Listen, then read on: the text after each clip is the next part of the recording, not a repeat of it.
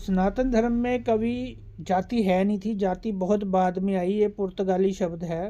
पहले यहाँ पे हमारे वर्ण होते थे, आज भी वो वर्ण एज इट इज़ एग्जिस्ट कर रहे हैं सभी देशों में, सभी दुनिया में। वर्ण होता है ट्रेड, बड़ी ट्रेड होती हैं, 4 मेन ट्रेड्स हैं और बाकी स्मॉल ट्रेड्स हैं।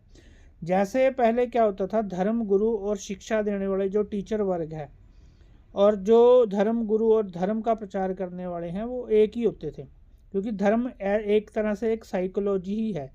धर्म कोई अलग चीज़ नहीं है। धर्म एक तरह से आदमी के उत्थान और विकास के लिए है, तो उनको ब्राह्मण बोल देते थे। जो आज की आर्मी है और जो आज की राजनीतिक पार्टियां हैं या राजनीति है, उसको पहले क्षत्रिय बोल देते थे। राजा हो गया मंत्री, और जैसे आजकल मंत्री हैं, और आर्मी होगी जैसे पहले सेना होती थी। और जो तीसरा वर्ग था जिसको वैश्य बोला जाता था, वैश्य वर्ग है जैसे कि आज के मैन्युफैक्चरर और ट्रेडर्स। ये बड़े ट्रेडर्स और बड़े मैन्युफैक्चरर जिनको श्रेष्ठी कहा जाता था, उनको वैश्य बोला जाता था, वो भी एक ट्रेड थी। और एक उसके बाद आते थे जैसे जो लेबर क्लास है, हमारी लेबर क्लास, और जो सफाई कर्मचारी हो गए या जो, उनको बोल देते थे शूद्र। ये 4 वर्ण से मिलके एक व्यवस्था थी, वो आज भी है एज इट इज़। वो हर देश में है, वो हर जगह है। आपके पास हमारी समझ का फेर है और कुछ भी नहीं है, वो चीज़ें आज भी एग्जिस्ट करती हैं। लेकिन अब जैसे धर्म गुरु और टीचर अलग अलग हो गए हैं। पहले धर्म गुरु और टीचर इकट्ठे, उनको ब्राह्मण कहा जाता था।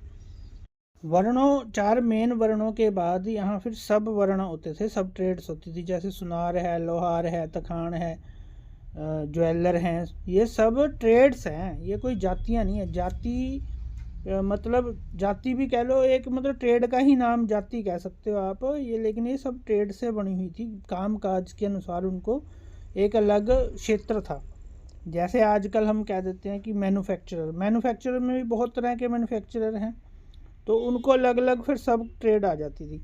हमारे वर्ण का इस्तेमाल हमें लड़ाने के लिए राजनीतिक पार्टियों ने, बड़े उस टाइम के राजाओं ने, जैसे मुग़लों ने या फिर जैसे अंग्रेज़ों ने, या जो हमारे हिंदू राजा भी थे बड़े, लोगों को लड़ाई रखने के लिए, लोगों को परेशान रखने के लिए, राजनीति चमकाने के लिए उन चीज़ों का उपयोग किया गया है।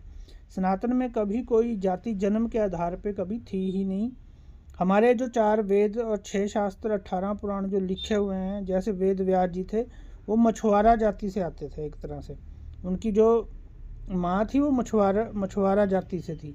तो हम ये पहले वर्ण में भी आगे पीछे हुआ जा सकता था, वर्ण के अकॉर्डिंग, ट्रेड के अकॉर्डिंग कोई भी इधर उधर हो सकता था, आज भी वैसे ही है। तो ये सिर्फ एक समझ का फेर